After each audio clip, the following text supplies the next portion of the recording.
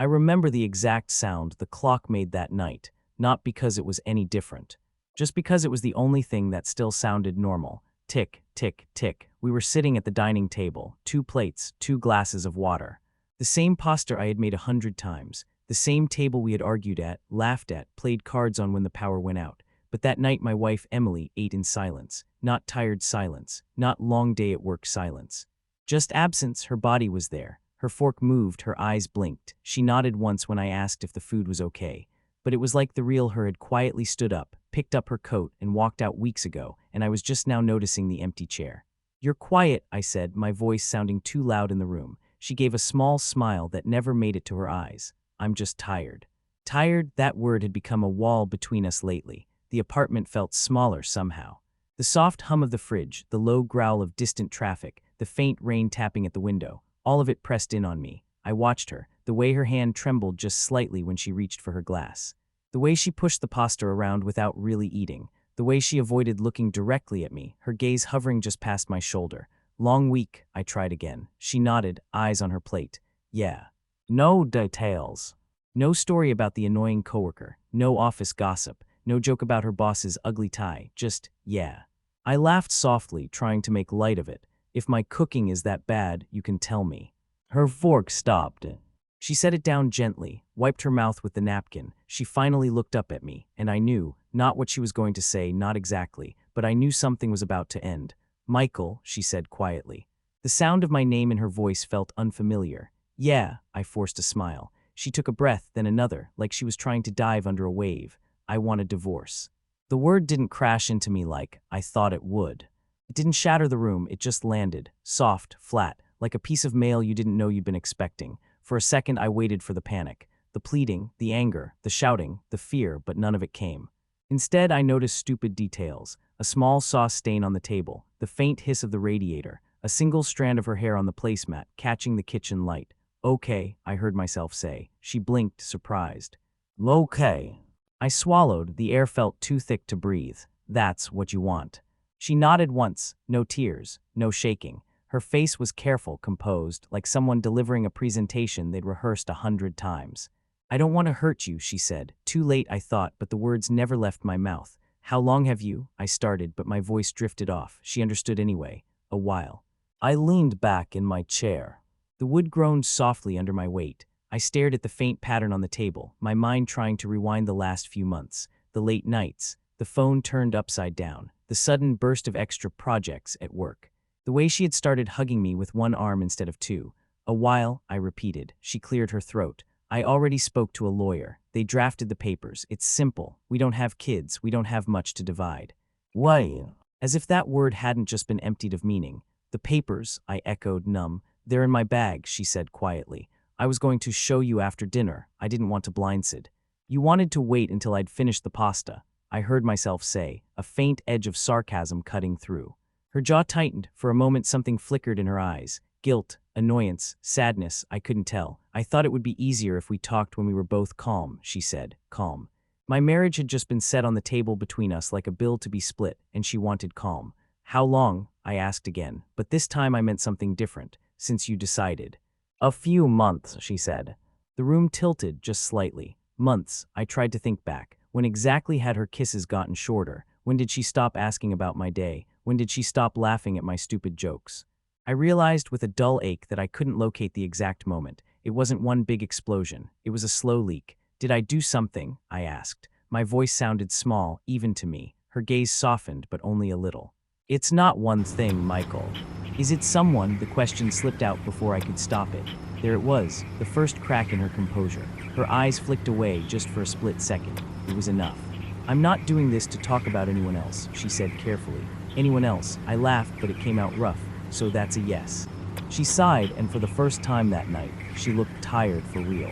Not the vague, distant tired she'd been throwing at me for weeks. This was bone deep. "This isn't about him," she said. Him, just like that, the ghost of another man materialized in the room with us. Not fully visible, just an outline. A sense of presence. My chest tightened, but my face stayed weirdly calm. "So there is a him," I said quietly. She didn't answer. Didn't have to. The rain tapped more insistently at the window, as if it wanted to be let in. I stared at my plate, at the untouched pasta. The meal I'd planned because I thought maybe a quiet night together would help, because I thought we were just in a rough patch, because I thought marriage meant you worked through that. She was already past working through. "Where are the papers?" I asked. Her shoulders relaxed a fraction, like she'd been bracing for a fight I wasn't giving her. She reached for her bag on the chair beside her, pulled out a neat manila envelope, and slid it across the table. "I didn't touch it. Did you practice this?" I asked, not unkindly, just curious, detached. "What?" "This, the speech, the timing, the I don't want to hurt you." I mimicked her voice, but softly, without cruelty. She flinched. "I've been thinking about it, yes. I wanted to say it right." "Is there a right way to tell your husband you're leaving him for someone else?" I kept my eyes on the envelope. "It's not that simple," she said quietly. "Isn't it?" I finally looked up. We held each other's gaze for a long moment. It felt like standing on opposite shores of a river that had been slowly widening for months, and now we were realizing we couldn't shout across anymore. "I'm not happy," she whispered. The words hung between us, heavy and final. I wanted to ask her when she stopped being happy. I wanted to remind her of the early years, the cramped studio apartment, the late-night takeout, the way we used to fall asleep on the couch tangled in each other like it was the most natural thing in the world. But I didn't, because beneath the hurt, beneath the shock, there was a small, cold part of me that had known. "I can't keep pretending," she added. "It's not fair to either of us." Fair? Divorce papers in a manila envelope. A him we wouldn't talk about, a marriage that had quietly bled out while I was busy believing in it. "Okay," I said again. I reached for the envelope, my hand strangely steady. I pulled out the papers. The legal language blurred at the edges, but the important parts were clear enough. Petition for dissolution of marriage. Grounds, irreconcilable differences. There was a line near the bottom, signature of respondent. I picked up a pen from the table, the same pen we used to sign rent checks and birthday cards. "Michael, you don't have to," she started. I signed. My name flowed across the line, a practiced motion. One I'd written 1,000 times on forms and documents, but it felt different this time, like I had just signed away a version of my life. I put the pen down. The clock ticked on. She stared at the paper, then at me. "You're not going to say anything."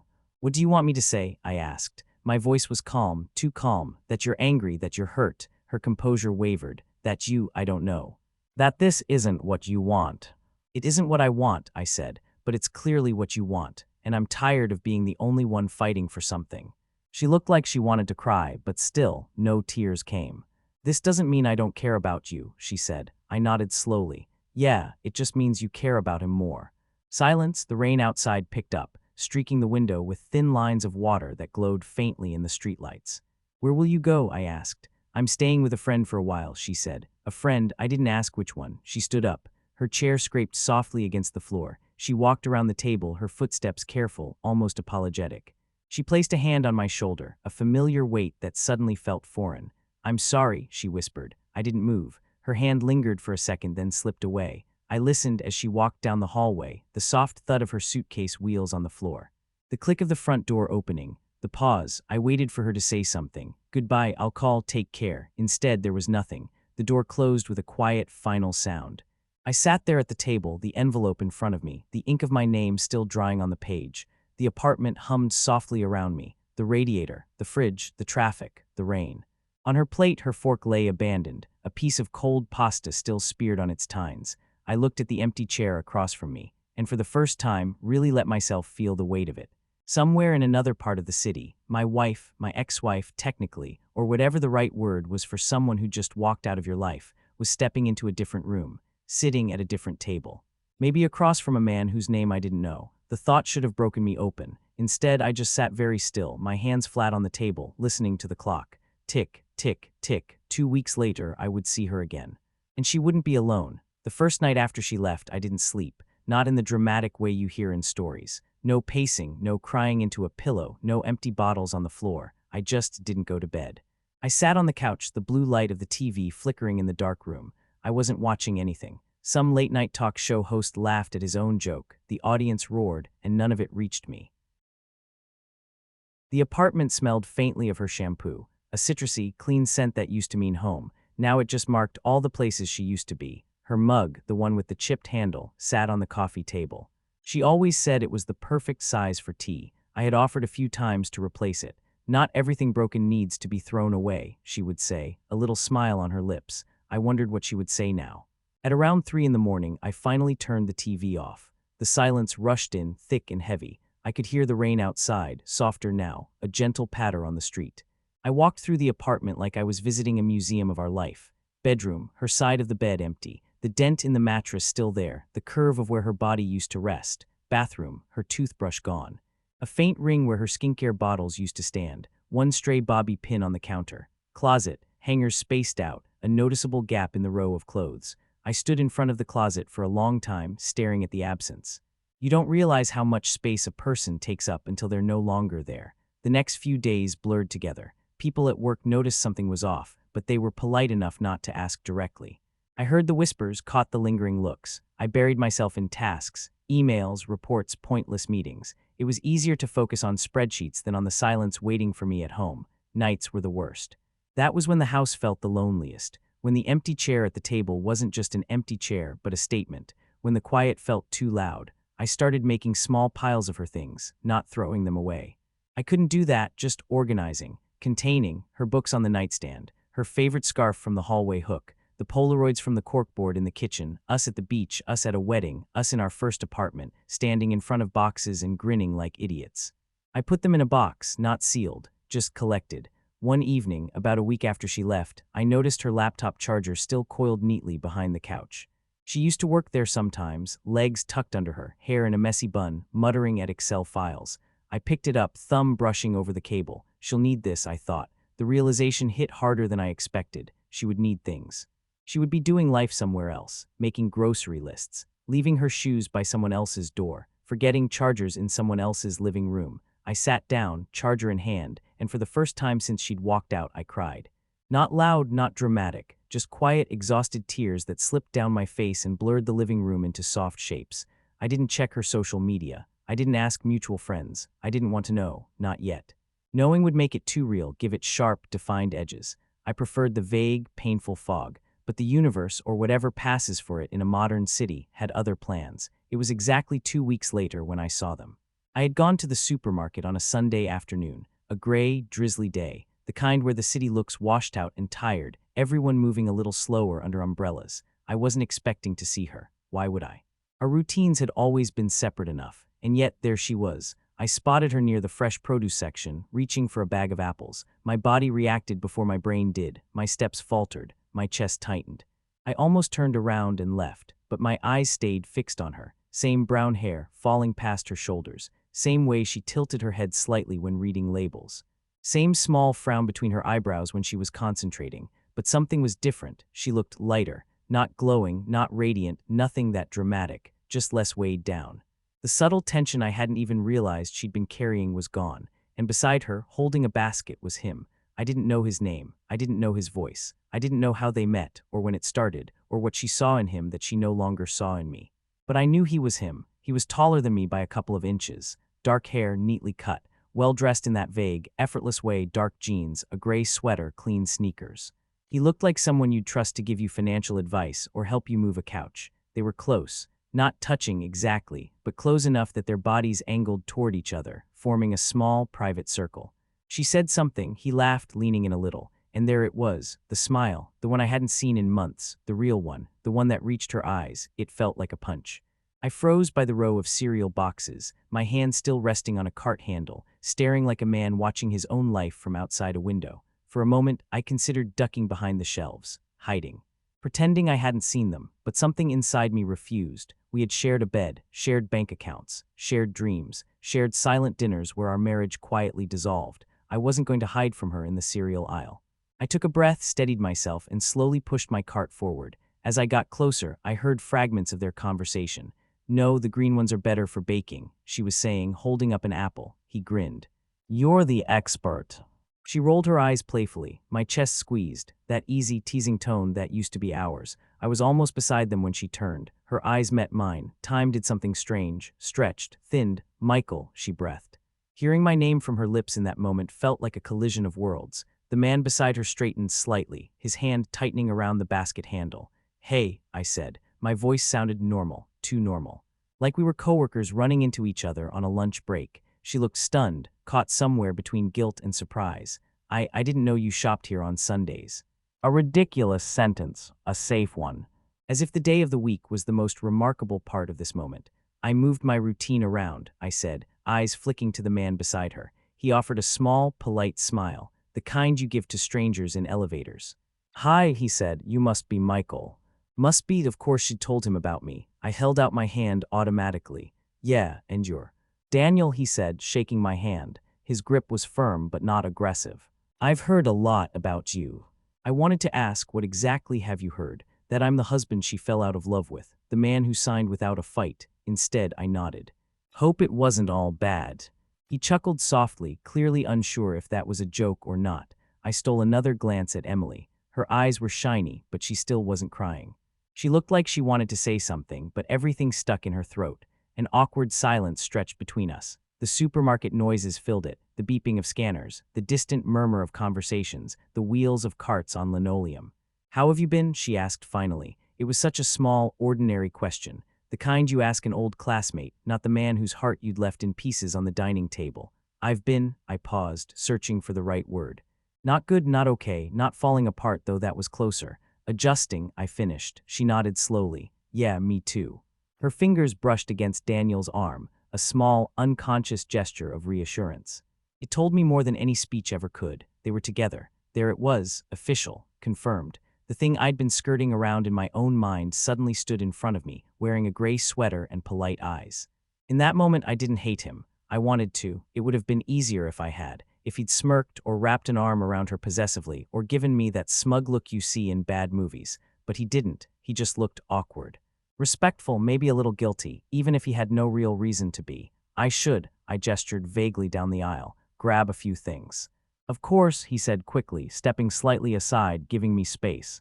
"Michael," Emily said. Her voice was soft. "We should talk properly at some point." At some point, I nodded. "Yeah, maybe." She looked at me like she wanted to say more, to apologize again, to explain, to justify, to reach out and touch my arm like she used to. Instead, she just stood there, holding a bag of apples. I started to move past them, my cart wheels squeaking slightly. Then, without really planning to, I stopped and turned back. "Hey, Daniel," I said. He looked up. "Yeah." "Take care of her," I said. It came out more sincere than I expected. His eyes searched mine for a second, as if checking for sarcasm or malice. When he found none, he nodded. "I will," he said quietly. I believed him. That hurt more than anything. I nodded once, then walked away. As I turned into the next aisle, I caught a glimpse of them in my peripheral vision. She leaned slightly against him, her head tilted toward his shoulder as they resumed their conversation. Potatoes, flour, ordinary things. Outside, the rain had stopped.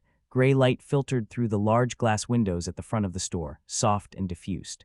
In my cart, there were only a few items. Bread, milk, eggs, the basics. It struck me suddenly how everything in my life had been reduced to the basics. Eat, sleep, work, breathe. Everything else, love, marriage, certainty, felt like it had been stripped away. That night, back in the apartment, I put the groceries away in silence. The fridge door opened with a familiar creak. The kitchen light cast long shadows across the floor. I leaned against the counter, staring at the empty chair at the table again. Now there was a new ghost in the room. Not just Emily's absence, but the presence of someone else in her life. Daniel. The man who stood beside her in the produce aisle. The man who made her smile the way she hadn't smiled with me in a long time. The man who, apparently, would be taking care of her now. I sat down, hands clasped together, fingers laced so tightly my knuckles went white. The pain wasn't sharp anymore. It was a deep, dull ache, a constant pressure in my chest that made every breath feel like work. But somewhere beneath it, something small and stubborn flickered, a quiet resilience. I had signed the papers without a fight. I had watched her walk away. I had seen the other man with my own eyes. There was nothing left to deny. All that remained was the question I hadn't dared to ask myself yet. Who am I without her? The answer didn't come that night, but 2 weeks after the supermarket, she came back to the apartment. And this time, she wasn't carrying an envelope. It was a Tuesday morning when she rang the buzzer. I was in the kitchen making coffee. The apartment was quiet, the kind of quiet that had become my new normal. The kettle hissed softly, the smell of ground beans hanging in the air. The buzzer buzzed once, short and sharp. I frowned, glancing at the clock. 9:17 a.m. I wasn't expecting anyone. I didn't really have visitors anymore. I wiped my hands on a towel and went to the intercom. "Yeah," I pressed the button. There was a brief crackle, then her voice, faint but unmistakable. "It's me," she said. Those 2 words reached into my chest and squeezed. I hesitated for half a second, then pressed the door release. The lock downstairs clicked open. I could imagine her pushing the heavy glass door, the echo of her footsteps in the stairwell, muscle memory. I stood in the hallway, uncertain. Should I wait by the door? Should I go back to the kitchen and pretend this was casual? In the end, I just stood there, halfway between the living room and the entryway, heart beating too fast. A moment later, the familiar sound of the key in the lock echoed through the door. Then I remembered, she didn't have a key anymore. The door handle turned once, twice, but didn't open. There was a pause. A soft, almost embarrassed knock followed. Something twisted inside me. I walked over and opened the door. She stood there in the hallway, slightly out of breath from the stairs, a light drizzle of rain in her hair. She wasn't dressed up, just jeans, a gray sweater, and a dark coat. Her eyes looked tired in a way that went beyond lack of sleep. "Hi," she said. "Hey," I replied. For a moment we just looked at each other. Same woman, different context. "Can I come in?" she asked. I stepped aside. "Yeah." She walked past me, the familiar scent of her perfume brushing by. It hit me like a wave, memories layered into that smell. Movie nights, date nights, arguments that ended in quiet apologies.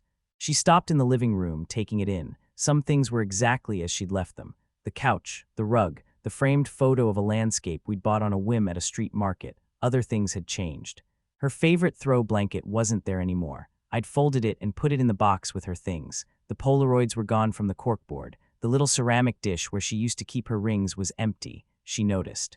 "I see you tidied up," she said softly. "I had time," I said. She nodded, running her fingers lightly along the back of the couch. She moved slowly, like she was walking through someone else's house. "Do you want coffee?" I asked, because it was something to say. "Please," she said. I went to the kitchen, grateful for the temporary distraction of pouring, stirring, moving. I could feel her presence in the next room, like a familiar song playing in another apartment through the walls. When I came back, I handed her a mug. "Careful, it's hot," I said. "Still 2 sugars?" she asked, taking it. "Trying to cut back," I said, "but yeah." She gave a faint smile. "I remember." We sat down, me in my usual spot on the right side of the couch, her on the left, the same distance as always, but everything felt different. For a minute, neither of us spoke. The sound of the city floated up through the slightly open window, cars passing, a distant siren, the murmur of life outside. "How have you been?" she asked again, like in the supermarket. This time the question felt heavier. I took a sip of coffee, more to give myself a pause than because I wanted it. "I've been learning how to be alone," I said. Her jaw tightened slightly. "I'm sorry."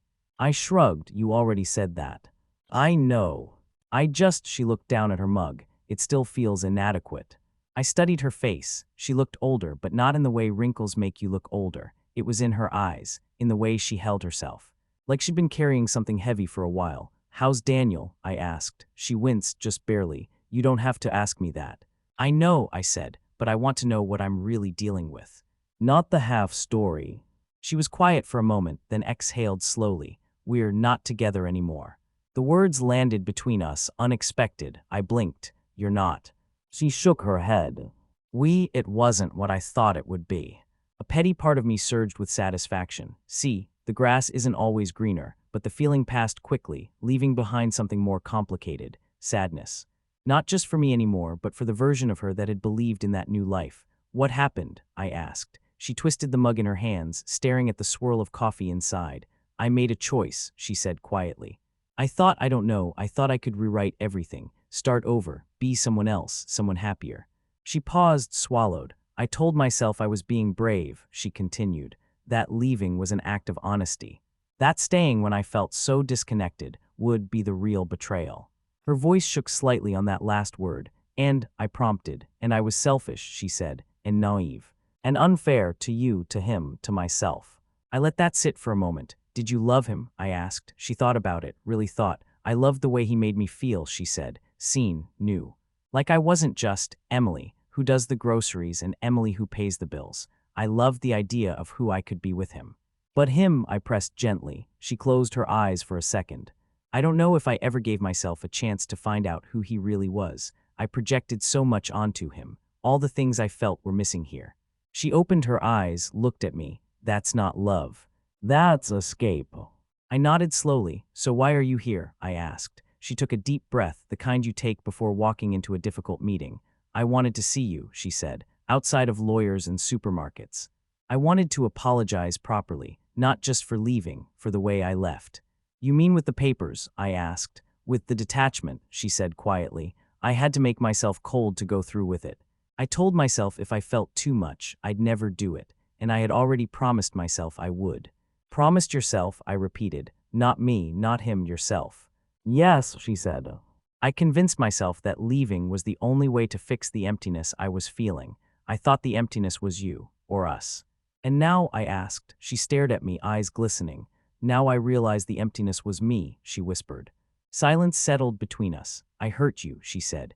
I lied to you, even if I never said the words out loud. I withdrew, I made plans behind your back, I let someone else into a space that was supposed to be ours.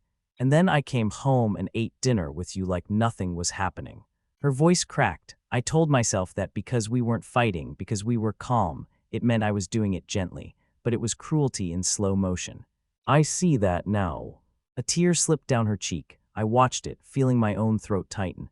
I don't expect you to forgive me, she said. I don't expect you to want me back or even to want to talk to me after today. But I couldn't keep going without at least facing you, not the version of you in my head, you. She finally looked up, meeting my eyes fully. I'm sorry, she repeated, not in the automatic way, in the real way. There it was. The apology I had imagined 100 different ways in my mind, sometimes shouted through tears, sometimes whispered in a voicemail, sometimes written in a long, late-night text. Instead, it came on a quiet Tuesday morning in our old living room, with 2 mugs of coffee and gray light spilling through the window. I loved you, I said. It surprised both of us, the way I used the past tense. You loved, she asked, voice barely audible. I swallowed. I don't know what tense to use anymore, I admitted. I loved you. I love the version of you I built a life with. I don't know if I still love the you who walked out with a suitcase and an envelope, or the you who stood next to Daniel in the supermarket, or the you sitting here now, telling me you're sorry. She nodded slowly, absorbing that. That's fair, she said. Do you want to come back? I asked, the question heavy and fragile. Her eyes widened slightly. I didn't come here to ask that. But you've thought about it, I said. She hesitated. Yes. I waited. I've imagined knocking on your door 100 times, she confessed. Sometimes in my daydreams, you'd be furious and slam it in my face. Sometimes you'd pull me into a hug and tell me you'd been waiting. Sometimes you wouldn't open at all. She looked around the room, but every time I imagined it, I realized something, she said. I don't have the right to ask you for another chance. I used up that right when I left the way I did. We sat with that for a moment. What do you want from me then? I asked. She gave a small, bitter laugh. Closure, redemption. A chance to feel like I'm not the villain in my own story. She shook her head. The truth is, I don't know, she said. I just knew I couldn't keep going without owning what I did. Without offering you the honesty I should have given you months before I walked out. I studied her. If you're looking for me to absolve you, I said, I don't know if I can do that yet. I'm not asking you to, she replied. I don't want to make my healing your responsibility. I did enough taking in this story. We fell into a quieter silence now, not the heavy, suffocating kind, just quiet. You know what hurt the most? I asked. She looked up ready. The cold, I said, not the leaving, not even the fact that there was someone else. It was how detached you were, how it felt like you'd already grieved us months before you told me. Like I was attending a funeral where everyone else already knew the person died. Her face crumpled. I couldn't let myself feel it, she whispered, because if I did, I'd stay, and I was convinced staying was worse. I'd decided you deserved someone who was fully there. I just didn't give you a say in when the story ended. Her words hung between us, fragile and painful. I kept thinking, I said quietly, if you had cried, if you had yelled, if we had had some terrible, messy fight, maybe it would have been easier. Maybe I would have believed you were torn. She nodded, tears falling freely now. I was torn. I just hid it, even from myself. I realized, suddenly, that this was the first time I'd seen her cry since the day she left. The rain started again, pattering softly against the window. We both turned to look at it, grateful for something else to focus on. Do you regret it? I asked, eyes still on the glass. All of it? She asked. Yes, I said, leaving him. The way it happened, do you regret it? She thought about it for a long time. I regret the way I hurt you, she said. I regret not talking to you when the distance first started. I regret letting someone else into our marriage before I had the courage to leave it. I regret being a coward in the name of honesty. She took a shaky breath. I don't regret realizing I was lost, she added. I don't regret trying to confront that, but I regret how I turned you into collateral damage for my crisis. I closed my eyes for a second, letting that wash over me. When did you and Daniel end? I asked. A week after the supermarket, she said. Seeing you there, it did something to me. I saw your face, the way you held yourself together, the way you told him to take care of me.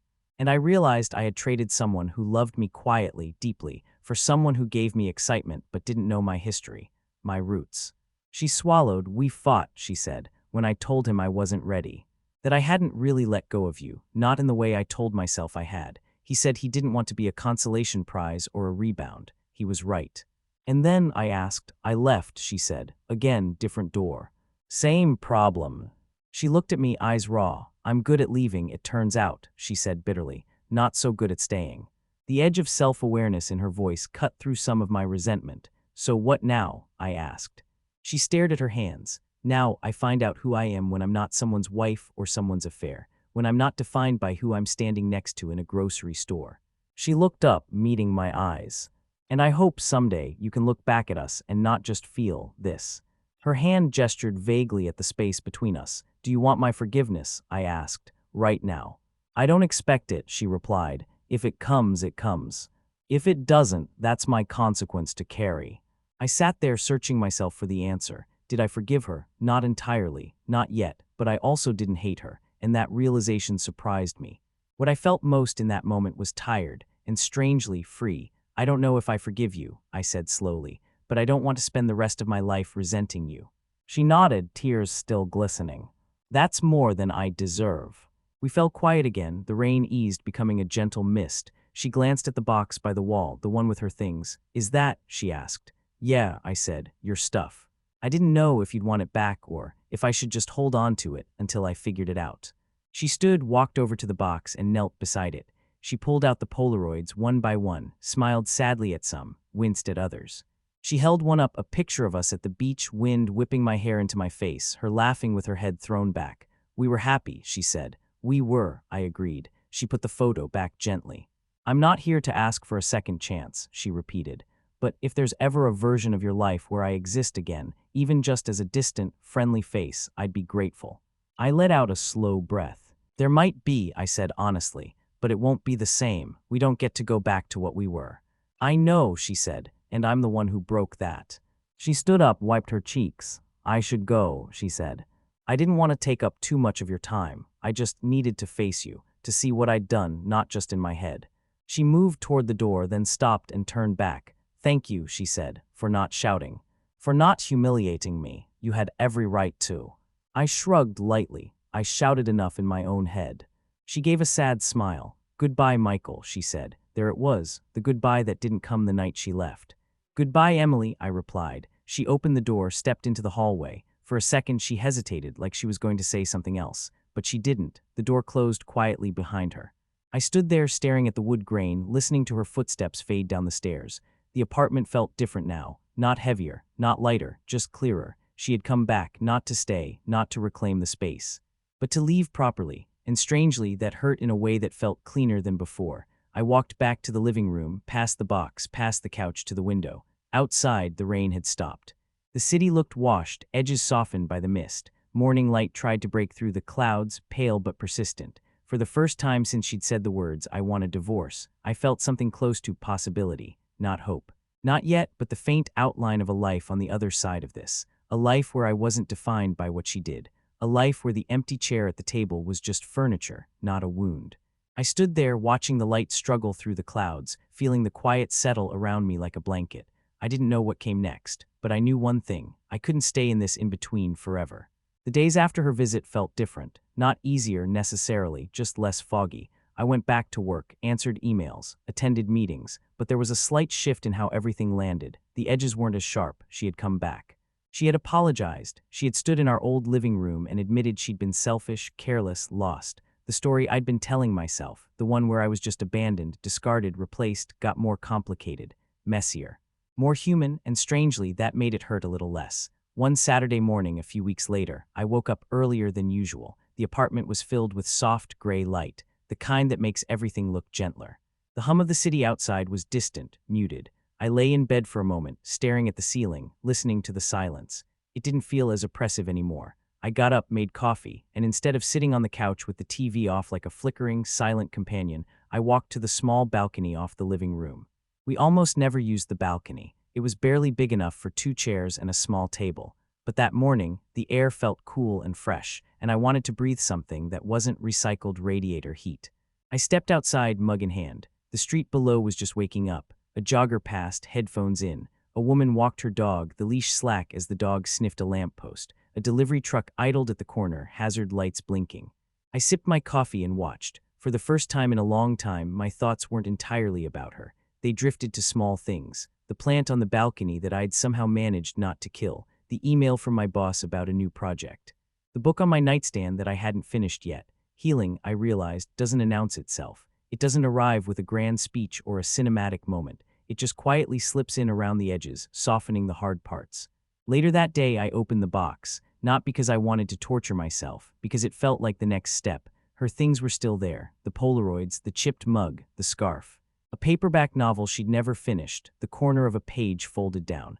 I sat cross-legged on the floor and began to sort. Some things were easy to decide. The mug, I wrapped it in paper and placed it in a bag. She could have it back if she wanted. The scarf, same. The Polaroids, harder. I flipped through them slowly. Us on New Year's Eve, covered in glitter. Us at my sister's wedding, her leaning into me on the dance floor. Us on the couch watching a movie, my head in her lap. Each photo was a tiny time capsule from a life that no longer existed. But here's what surprised me. Looking at them, I didn't feel anger. I felt gratitude. Mixed with sadness, yes, but gratitude all the same. We had good years, real ones. Not everything was a lie just because it ended badly. I took a deep breath. Then, for the first time, I let myself say it out loud. It happened, I whispered, and it's over. The words didn't shatter me. They settled. That afternoon, my sister called. We hadn't really talked about the divorce. She'd sent a few texts, thinking of you, call me if you need anything, but I hadn't taken her up on it. This time I picked up. Hey, I said. Hey, she replied. How are you? I paused, searching. Getting there. She exhaled audibly, relief in her voice. Good, that's good. We talked for a while about ordinary things, work, our parents. The weather, then gently she asked about Emily. We're done, I said. Properly this time. She came by, we talked, she apologized. Wow, my sister said. How do you feel about that? I thought about it. Lighter, I said, not fixed. Not okay, just lighter. That's something, she said. After we hung up, I realized how much I'd missed simple connection. Hearing someone say my name without it being tied to grief. I started saying yes to small invitations after that. Drinks with colleagues, a movie with a friend, a walk in the park on a Sunday instead of hiding at home. I still thought about her. I still woke up some nights with the echo of her voice in my head or the memory of her hand on my chest as we fell asleep. But those moments no longer felt like the whole story. They were just chapters. One evening, a few months later, I got a text from an unknown number. Hi, it's Emily. Is this still your number? My heart skipped, then steadied. Yes, I replied. Just wanted to say I got the box. Thank you for packing everything so carefully. You're welcome, I wrote back. A pause. I hope you're doing okay, she sent. I stared at the screen for a long time. I'm learning to be, I finally wrote. There was a long gap. The typing dots appeared, disappeared, reappeared. I'm glad, she sent. We didn't keep texting. We didn't fall into late-night conversations. We didn't attempt to rebuild anything. And that, I realized, was a choice too. I set my phone down and stepped back out onto the balcony. The sky was clear that night, the city lights reflecting off faint clouds. The hum of traffic was steady, reassuring. I thought about forgiveness, not as a moment, but as a process. Not something I handed to her like a certificate, but something I grew into for myself, because holding on to anger, keeping it polished and sharp, meant keeping myself tethered to her. Letting go didn't mean what she did was okay. It just meant I was done letting it define every corner of my life. Somewhere across the city, she was also learning to live with what she'd done. To carry the weight of her decisions without using me as a mirror. We were both learning how to be whole people again, not halves looking for someone to complete us. Some mornings now, I wake up and forget for a few seconds that I was ever married. Then I remember, not with a jolt, just with a quiet nod to the past. I started leaving one chair at the dining table pushed slightly away, not because I'm waiting for someone to take it. Just as a reminder that empty chairs aren't always tragedies. Sometimes they're just space. Space for new things, new people, new versions of yourself. On a quiet Sunday, almost a year after the night she slid the envelope across the table, I found myself back in that same grocery store. Same produce section, same fluorescent lights humming overhead, same faint smell of citrus and detergent. I reached for a bag of apples. A woman standing next to me did the same. We both hesitated, then laughed. Go ahead, she said, smiling. No, you first, I replied. We ended up chatting for a minute, something about baking and which apples were best. It was nothing, casual, fleeting. But as I walked away, apples in my cart, I realized I hadn't thought about Emily in that moment. I'd just been there, present. Later that day, back in the apartment, I made dinner for one. I sat at the table with my plate and a glass of water. The chair across from me was empty. I looked at it, and instead of feeling that familiar ache, I felt something else. Room for whatever came next. Room for grief and joy in the strange, unpredictable ways people enter and exit our lives. I picked up my fork, took a bite, and let the quiet fill the room without trying to push it away. The clock on the wall ticked steadily. Tick, tick, tick, same sound as the night she said she wanted a divorce. But I was different now. I wasn't the man frozen at the table, signing papers he barely understood. I was the man who had walked through the collapse, the aftermath, the sight of her with someone else, the apology, the return, and finally, the letting go. I didn't know what my life would look like a year from now, or 5, or 10.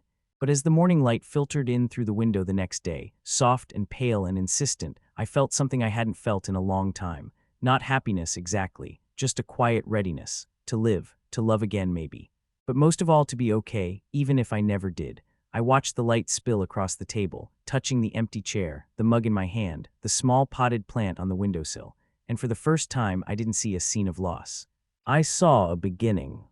Loss. I saw a beginning.